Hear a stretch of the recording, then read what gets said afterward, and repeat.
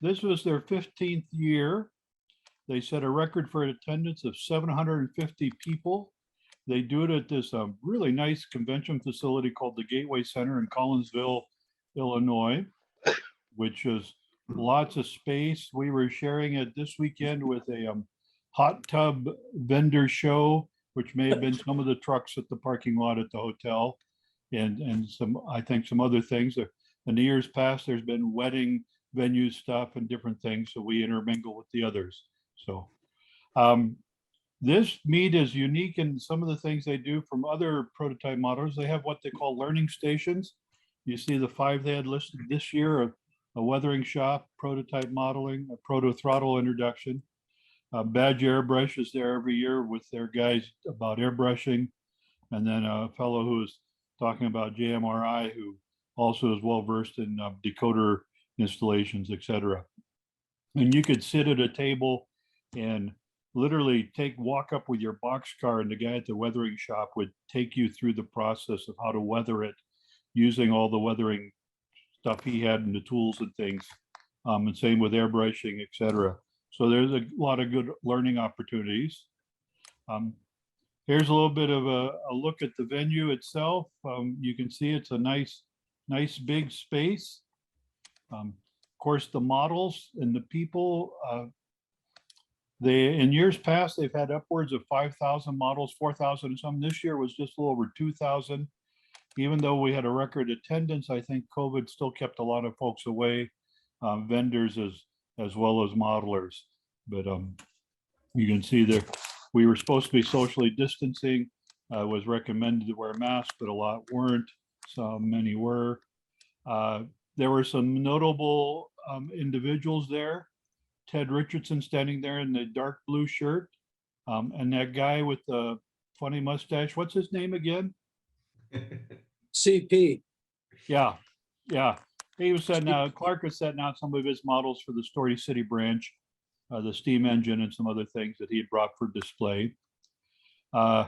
Here's Tony Sesson with somebody who was posting photos. Not all of these are my photos, some are others I've scanned from somewhere. Tony's done presentations in the past with some good information. Of course, the vendors, Rapido was there showing some of their new stuff. American Limited showing showcasing some of their latest tank cars. Cannon and Company was there. And then behind him is Brian Ennie and Eric, is it Hansman?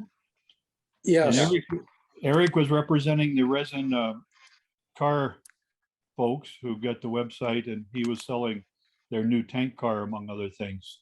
So, of course, clinics were, if you had a good seat without any heads in the way, you could see that's Lloyd Kaiser. You can see him in the reflection of another person who shall remain nameless.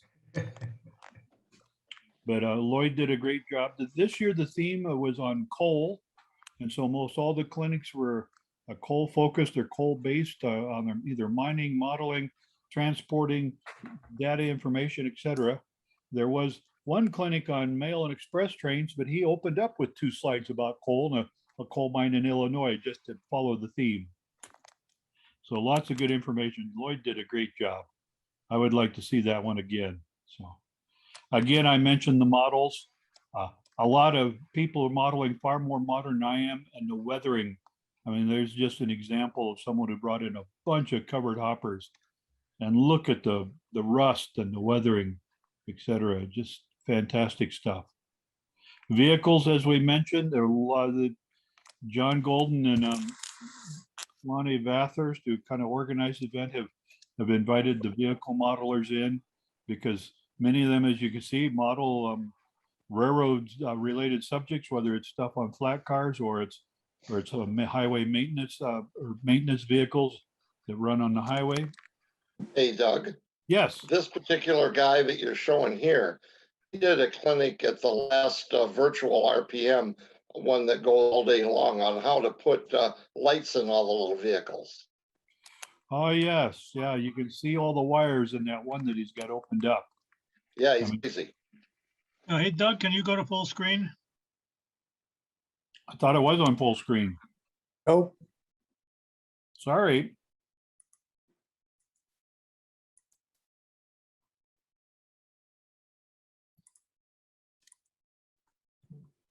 Because I got a full screen on mine.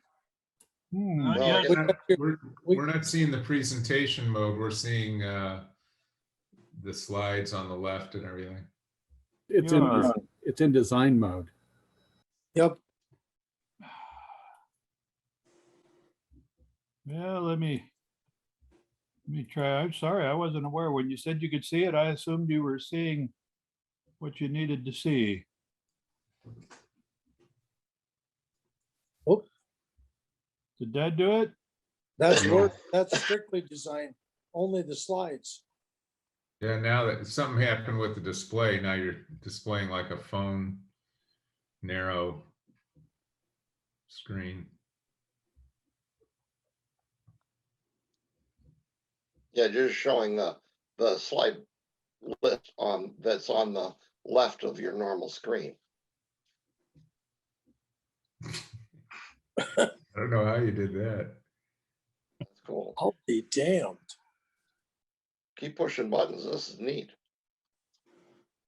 Hit R.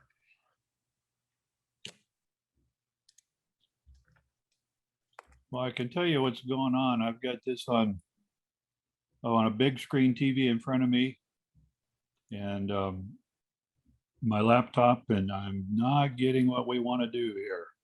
Oh, you might want to just share the other monitor or something. That's, yeah, how do I do that? Stop sharing, and then when you reshare, select the monitor, and it should work. Greg, can he pick up the right command off the slideshow menu? That's what yeah. Maybe. Go to slideshow and you could do it there too. Yeah, right. Scroll to the left a little bit, where it says slideshow. Up just a pinch, and then across to the right. Right. There.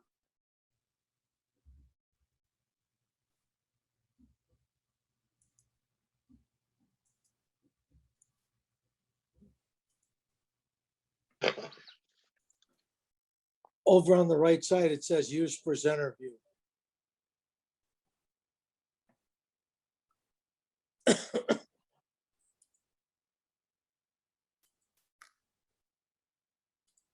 Maybe not. Maybe it won't work. Yeah. So click on from current slide over on the left.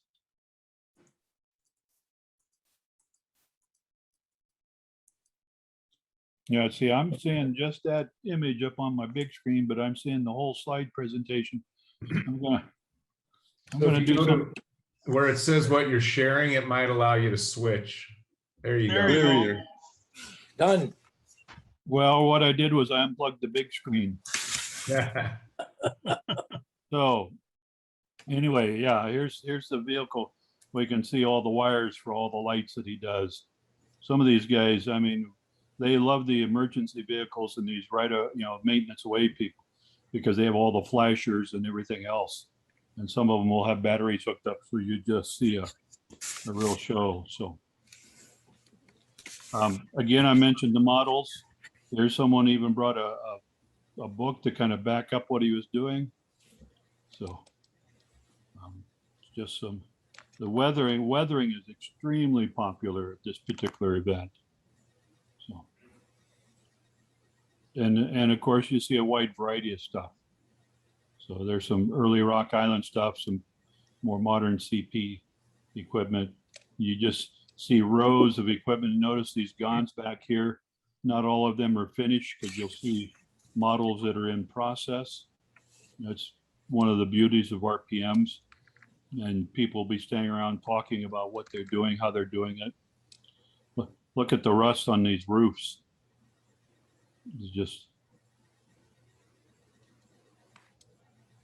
another example. Again, not all of these are my photos. Whoever took these photos really liked looking at rusty roofs. So, and really dirty diesels. So.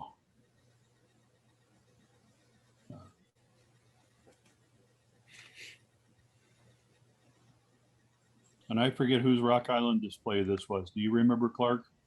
No, I don't remember seeing it at all.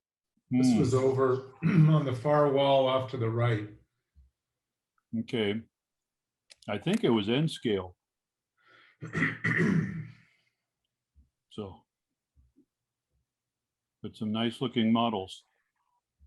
Oh, it was Bob Hart's. I remember it now. Okay, right, good. Yep. Yep. And this was, I think his name is Bundy. And Yeah, buddy. Yeah.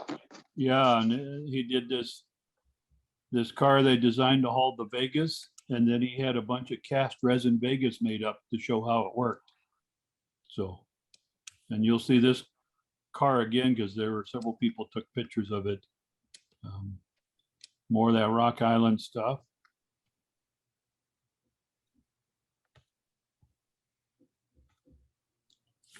Custom finishing models were there with a display of all their rail maintenance kits that are available. And you notice up in the upper background, there was a guy with a bunch of tubs on a table just selling shells and parts among the vendors.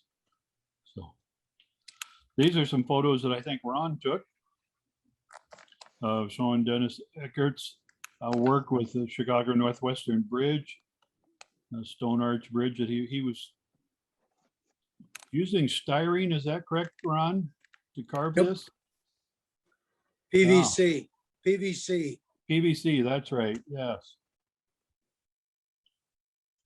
This Yeah, is John Greedy's Burlington Cabooses. He had a couple of them there. This model, this is Ted Richardson's. This is a brass CB&Q locomotive. I sold him the locomotive and he in turn finished it. Did a really nice job. I had a couple of these, so I sold him a spare that I had. And he was showing, even though he's an IC modeler, they had Burlington and CGW, CNW, and some other thing, all that interchanged with the IC. So he had a nice display of models. So this was a load showing the standard SP gun, but the lumber load is from Owl Mountain, something other. It's a Yeah, Owl Mountain. They make the lumber, beautiful loads. yes, and so this was a model someone had taken a gun and put in an Owl Mountain lumber load. Just a beautiful looking model. So this is a fellow in Illinois who's playing with a 3D printer. And this is HO. That is a tender frame that he has printed using his new liquid plasma, whatever. I'm still trying to get a handle on this 3D stuff. But he had a smoke box front, HO smoke box front. I could not see the layers. I had to run my fingernail over it to even feel the ridges. It's printing so fine. But if you can look at those steps or the end steps here and some of the other details, just some really fine stuff. And he says you can pick up one of these printers for about $250 now. So, but, and here's a locomotive that he was casting parts for. And there were others who were doing 3D printing or showing models with 3D printed parts. So this is a coal mine setup somebody brought in for display. Very nicely done. I thought that was exceptional. Yes. I mean, look at the detail there with the loaders and everything. It was very, very nice. Yeah, it fit the requirement of what the theme was. It did. Yep. Here's another John Greedy model. This was a Helium Tank Car. He took an old AHM car, modified it with an AccuRail underframe and some parts, and very, very nice looking model when he got done. And there's a little bit more of the write-up with what John did. So not a real difficult kit bash from the reading his little description. So And there's another shot of his Burlington Cabooses. He just used the standard Walthers models and just dressed them up a little bit with some details.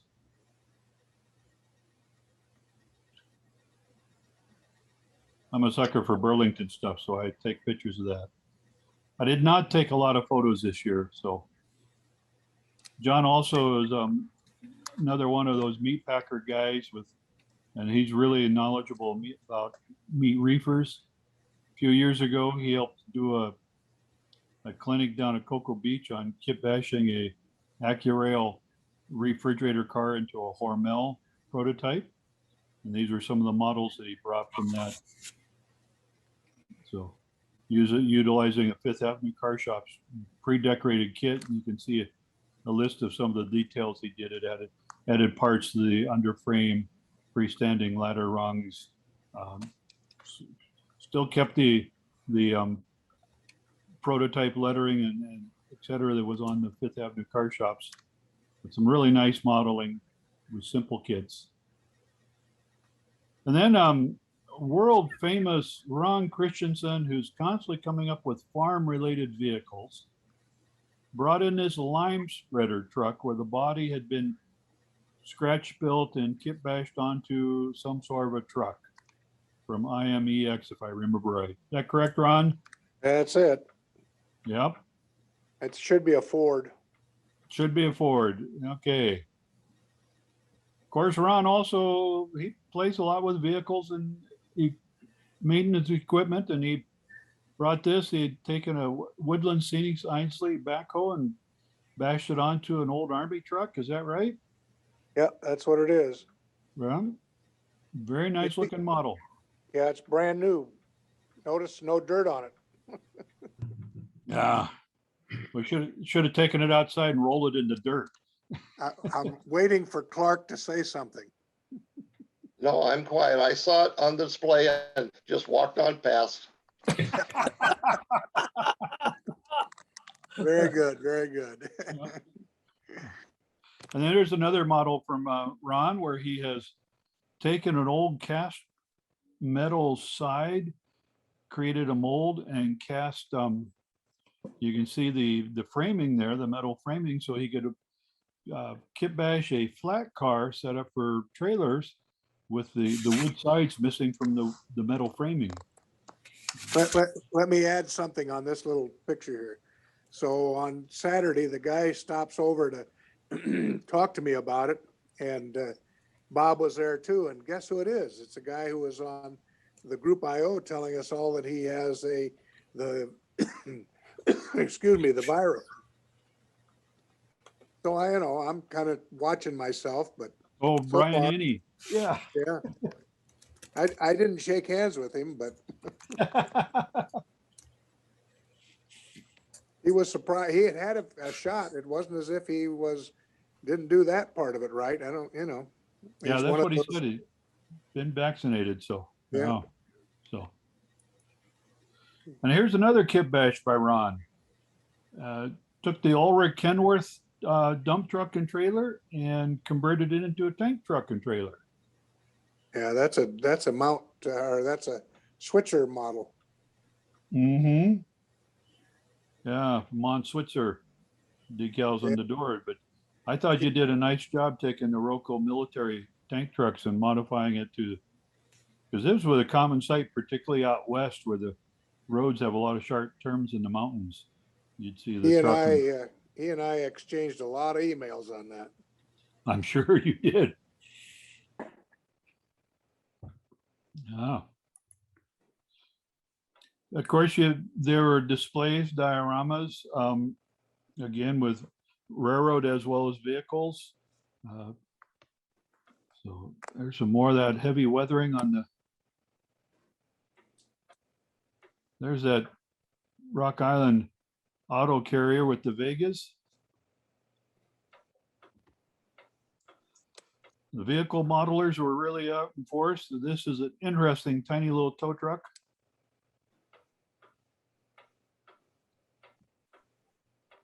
And here's someone's little diorama with railroad related subject matter. Looks like he maybe used a little help with his trees, but otherwise it was a good model. An MKT kit bash of some sort. This one was interesting. If you are familiar with movies at all, you'll notice the DeLorean car being pushed by the steam engine. Remember that Back to the Future, I think Back to the Future #3. And it's somebody built a model of that. And then we have an opened up switcher, complete with hook horn coupler. So, Yeah, a lot of work and left the coupler along. yeah, yeah.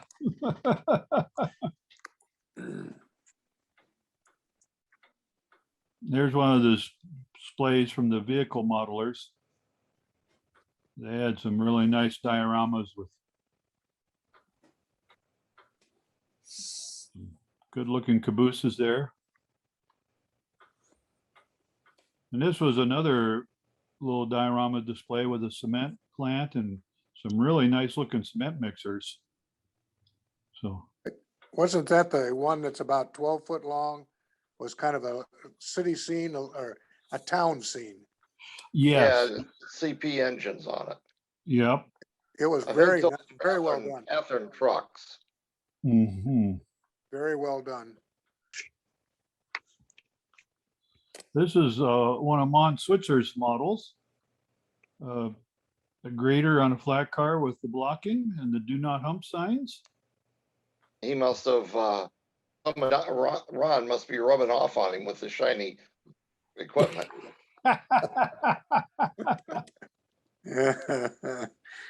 But that's a brand new one being delivered. It hasn't been touched yet by the workers. I guess they picked it up and set it there. There's not even any scuffing on the wheels. No, Tire. you're right. Yep. We'll have to, next time we see Mont, we'll have to ask him about that. So, Yeah, I'll email him. all right. Here's another example of some of the vehicle models that were there. I mean, these guys really show some talent with modeling skills, using the fiber optics and lights, and then the weathering. We can pick up a few tidbits from them. There's that. Boy, I got a lot of photos of that car. Here's someone's gone, and then I believe this is a flat car with a bunch of Jeeps stacked up on it, Army Jeeps. I can't quite, I'm trying to remember the model, but someone's got it set up on their work stand or paint stand there. So,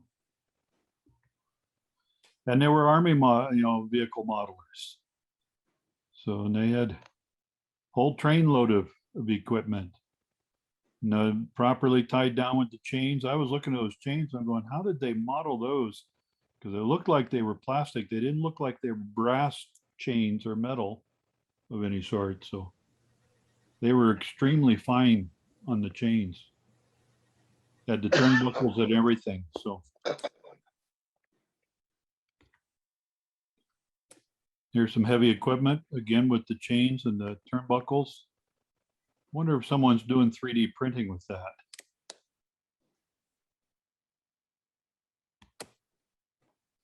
O-scale was present. So a nickel plate 284.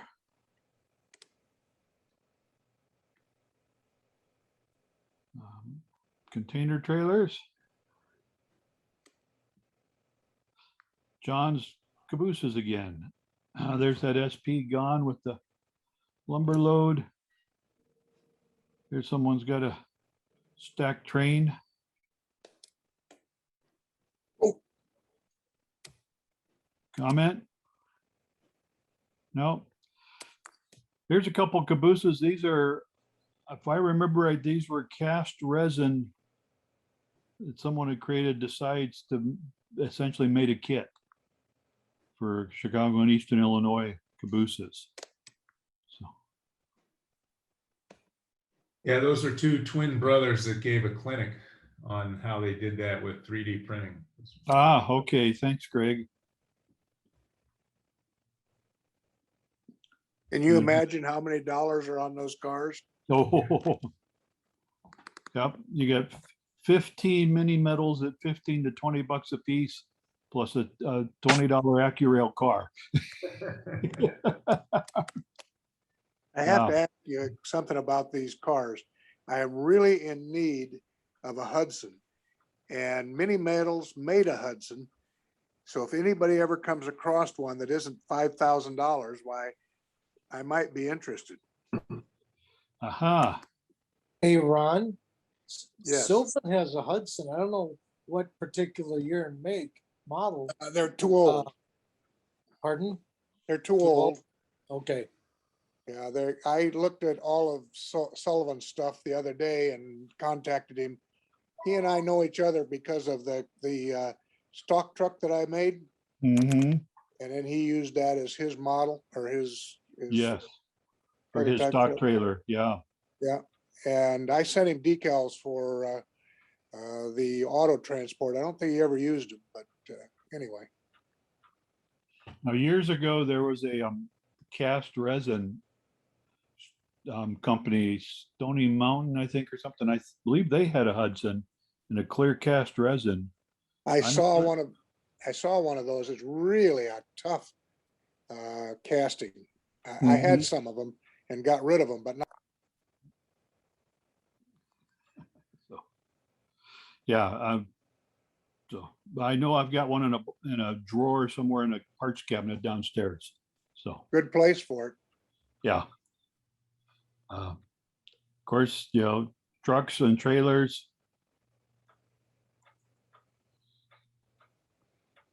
Narrow gauge caboose.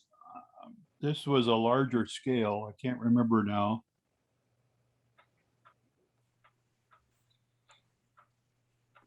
This was also, I believe this was an O scale narrow gauge Tweetsy gone.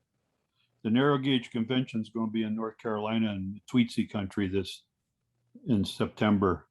So notice even the board and the turnbuckles to keep the truss rods tight.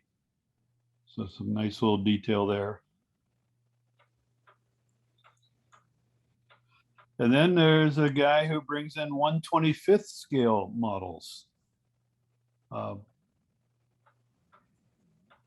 that are railroad related theme. Here we got an MKT wrecker of some sort. Another trailer, reefer. There were some layouts that were brought in and set up for display. Somebody running some Prisco units, some more Hormel cars. Here's John's Milwaukee SD7. There's Helium car again. Something they normally do at the RPM is they try to have a couple of layouts open. This year with COVID, no layout tours were planned. I was also there with the Layout Design SIG group. We were scouting out layouts for next year's national convention. So I'll show you a couple of things. This was a layout that was on display there at the RPM room. Some of the track work that they did. This is HO. They did a fine job of modeling 4 crossings.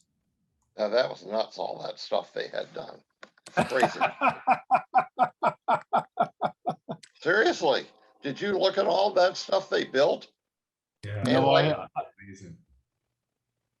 I didn't get around to it all. So this year, so Yeah, here's some more track work. This was a standard gauge track coming into a narrow gauge track into a gauntlet arrangement. But look at the Notice- frogs. There's no points there. They're all frogs. Yeah, it was just it was a gauntlet track, the 2 cracks coming together in front of the depot, and then they separated again. So there's the display. Yeah, there's that cement plant with the mixers. You can see now in a couple of the Atlas lumber yards in front of it. It was a nice little town setup. So there's a view from the other end. Here's another, this is one of the model, vehicle modelers brought this display showing his train with all of the equipment mounted on flat cars.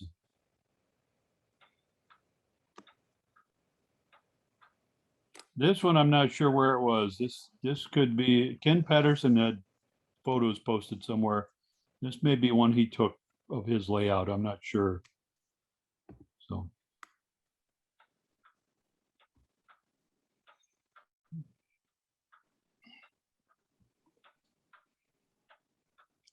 That's the beauty. This one is N scale, if I remember correctly. Yeah, That's a beautiful layout. I guess Yeah. it's pretty old, 10, 20 years old. Here's another shot of it. So Yeah, I think both of those shots are mine. I think they are. So I stole from everybody I could. That's okay. You know, I tell you, I was really impressed with that. And it operated flawlessly. The locomotives had power, noise in them. What am I trying to say? You know, Sound? that's what I'm trying to say. Yeah. It was great. It was a great little layout. Yeah. Now, So the guy that owns this is also part of that Chicagoland N scale modular railroad. oh, okay. If you've ever seen that, you'll understand the quality of this. This guy evidently built this before they built that other railroad. Oh, all right. No, you can certainly see the quality there with all the track work and the structures, the details, the scenes, scenery. Yeah, he's got it very well done. This one is out of focus. I don't know who took that photo, but TRRA was the local switching outfit in the St. Louis area. Then I got to some layouts. This was a photo I took because he's using glass beads on his caboose throws there. So you don't shove the handle all the way down to the ground, but the glass beads also catch the lights and they're more visible. Just one of those little, on the layout design sig, that's the type of stuff that we look for. And that just caught my eye. This is Hank Cratchley's layout. Hank also has this huge quarry built down inside a loop on the lower level. So it's sunk down in, use of a space that normally is just hidden. So he's got a couple tracks going down in there for loading out quarry stuff. So this was someone's workshop, Pete Smith. He's a narrow gauger, but I love the little apparatus he built for the standard church banquet table to hold the clamp on lights for the different workstations there. And you see it's got just a C-clamp holding it in place. So it can be removed, the table can be folded up. But he has weekly operating and work sessions on his layout. So this is a work table set up for helpers. But it was a little wood frame that I caught the photo of. So the other thing that I also did while we were there, we went to the Behringer Library at the National Railway Library at the St. Louis Mercantile Library and they, unbelievable how much they have there. One of the things with talking to Lonnie Bathurst, he's building a new layout in his new home. He wants to model East St. Louis up to Springfield on the IC. So we were looking for maps of East St. Louis. This is one that they had on display. You see the stockyards, all the meatpacking plants that are around there, and all those little yards docking right at the river. Those are all different railroads coming into East St. Louis. Very busy place. So we were taking pictures of the maps to share with him and encouraging him to get over there to look at stuff. So, but if you've never been to that library and want to research, that is the place to go. So here's this is another topographical map of different years, again showing East St. Louis and the St. Louis area proper and all the railroads coming into it. So we also stopped in the Natural Transportation Museum there in one of the western suburbs of St. Louis.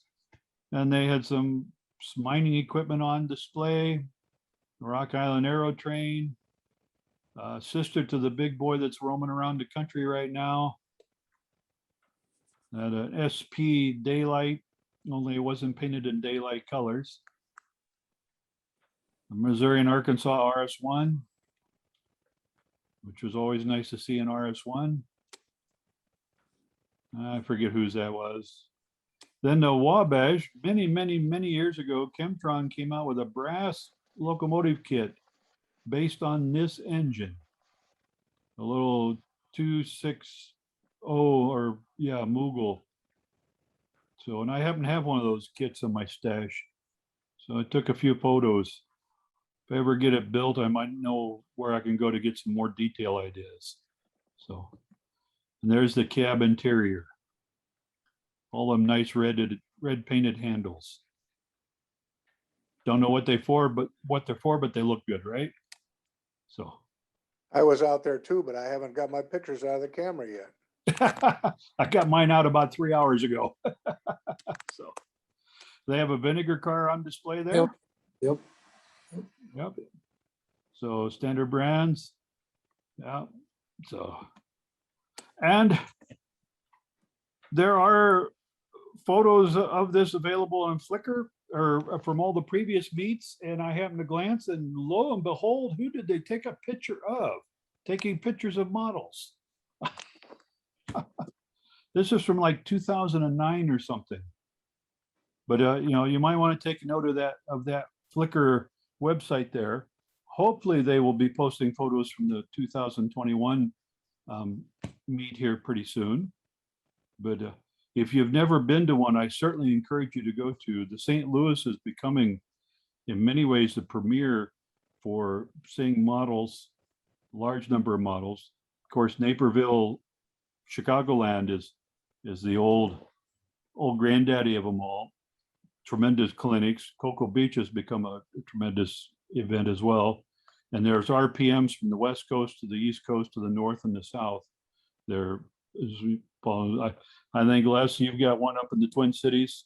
We sure do, with the odd Yep. name of Modelers Retreat. That's right. I think And I'm you're familiar coming- with that. And you're already signed up for next year to give a presentation. Oh, I am? Good. You volunteered before you left. I think those are John Golden's models you're taking pictures of. I think they are. I Yeah. remember there's Emmett St. L stuff scattered in there, and I remember that coal shed. Yep. So I would say you're correct. That year I took a lot of photos, but anyway, that's all I've got. So I'll stop sharing. Was John Golden there this year, guys? No, John was not. He came back 2 years ago. He's happy where he's at. He seems to be. I don't know if he could get his kids to come back or not. So we also we picked up Greg on with us Saturday night and took him. We went to dinner and then we toured the layout. He got familiar with the layout design sig folk a little bit. Saw a really nice layout that evening. Yeah. Beautiful narrow gauge. Yep. So That was at the house where that workstation was, and his workshop was immaculate. He must have had 10 different workstations where people could sit down and work on electronics or painting or assembly or whatever. And I think there was as much room in that basement devoted to the workshop as to the layout, and it was just beautifully organized. yes, it was. That's Pete Smith, is SN3. The layout's only in part of the basement, but beautiful layout. So yeah, Loon Lake and Navigation, something I think is the name of it. You do a search, you can find photos. So The on Facebook, I belong to some group that sends out pictures of modelers' workspaces, and that would be one that would be worthy of that group. true. Yeah. My workspace is not anything anybody wants to look at. Well, what caught my eye, as I said, was the portable light stands for on a Yeah. portable table that he'd set up. Obviously, they were painting figures and building trees at the time, And so it was kind of a temporary setup, but I just thought, wow, that's a nice idea for doing that. So, Mhm. Was Digitrax there? Yeah. I took a steam engine down and in about 30 seconds, he made it do everything it was supposed to do. You sure that isn't Soundtrax, Clark? Or was it Soundtracks, yes. Who are you Soundtrack. asking about? Digitrax. no, Yeah, I you did. you probably talked to George Goalie. Yeah, Goalie's really good. He's from Soundtracks. He's outstanding. yeah, him and also Loc Sound ESU people. was there. Yeah, Yeah, Loc Sound people were there. Digitrax was not. There were a number of vendors not present this year who we've seen in previous years at this event. There were a couple of new ones. Frank Peacock was there selling photos. So of course, Bob's Photos was there over one end of the building. Lonnie said they're hoping to expand and take another section of the convention center for next year. So if things settle down with bring in more people, more models, more vendors. So I ran Yeah, into Frank something was- a little different with the Loc Sound. At least I think that's what's in this one. And here's what happens. If you turn the sound on, you have, it starts up fine, but the momentum on the stop is long. If you turn the sound off, the momentum on the start is long and the momentum on the stop is short. So that's going to require a phone call to them. I wished I'd have known that I could take a locomotive down there and they'd have fixed it. But I didn't know that. well, I to George enough that I asked him if I could bring it. And then I took it, I think it was Saturday morning. I ran right over there when they opened the doors. So he had a few minutes where he could fiddle with it. But yeah, he's got everything, you want to hear, how's this sound? Oh, that's good. How's this sound? He knew, his thumb was going like a teenager's on a cell phone, He had everything set up in a few minutes. He's also excellent at his answer. George is excellent at answering email.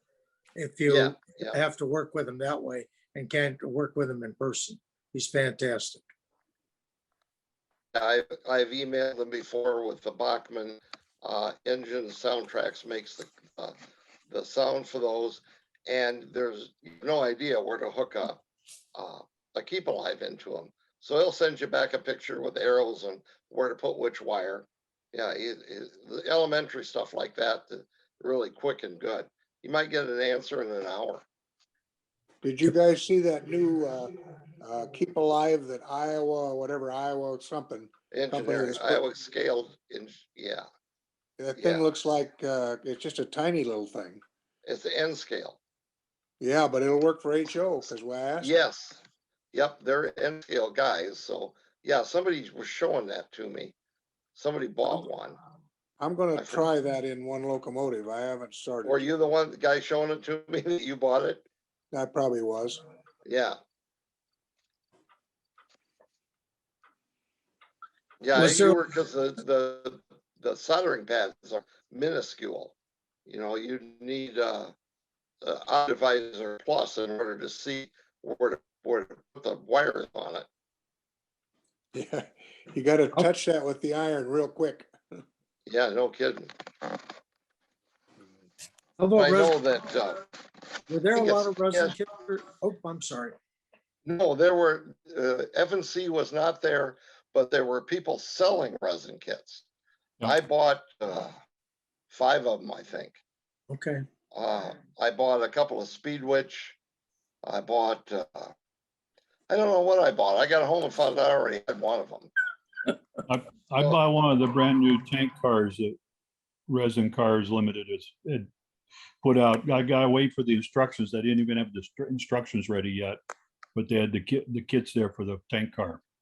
Is that a 6,500 gallon X3 frame, I think it was. at a high pressure or low pressure? Low pressure, just a regular F3. Yeah, tank low car. pressure. Yeah. Yeah. It's hard to find a high pressure car. Some cheap company made one, an older high pressure car. Yeah, I've got one. Broadway, Who? Broadway has a pair of them for $75. They're Yeah, 6,000 I've got gallon. I've little car. Is 6,000? 6,000 gallon. Yes, I bought one from another guy. I think I paid like $60 or something for mine. Mhm. Yeah, I've been looking on eBay to try to catch one at something lower than that. Yeah, Yeah, because the Rob. one, they finally came out with a huge LTX one. And so I bought that for Well- what reason, I don't know. It's a Mhm. cute little car. I'd like to have We one, have to have cute little cars, you the know. black one. Yes, I'm thinking about, see, I bought Greg and I bought one of those platforms. And I thought maybe I'd make that into a little diorama for next year if I get around to it. I need a car. you can borrow mine. I may have to, except I want to drill holes and put the pipes into it. You wouldn't Can't want me have to mine. do, Second If it was a $20 car, okay, but that's so, it solved that problem. yeah. You can buy my car. There you I don't go. know. You'll have to tell me how much you want. Whatever I paid for it. And I've weathered Wow. it, so it's worth more now or less, depending on your Yeah, preference. If Bob Blake would talk to you, he'd say I don't pay any more than $2.50. So Yeah. Those are Ethard prices. That must have been Bob's model there with the hook horn couplers then, right? Yeah. There you go. yeah, Freddie wasn't there. I don't know what he's doing. Yep. All right, well, thank you very much, Doug, for Sure. presenting that summary. That was excellent. And thanks everybody for joining. We will do next Thursday again. If anybody wants to present, just let me know. Okay. Thanks for putting it on, Greg. All right, Yep. my pleasure. Yeah. Thanks a lot. Good to Have a see good you in weekend, passing everybody. down Oh, there. don't forget Rail Fan Weekend at Huckleberry Railroad this weekend, including model railroads. See Nope. you guys next week. Everybody All right. stay safe. Stay safe. Stay safe. See you next week. All right.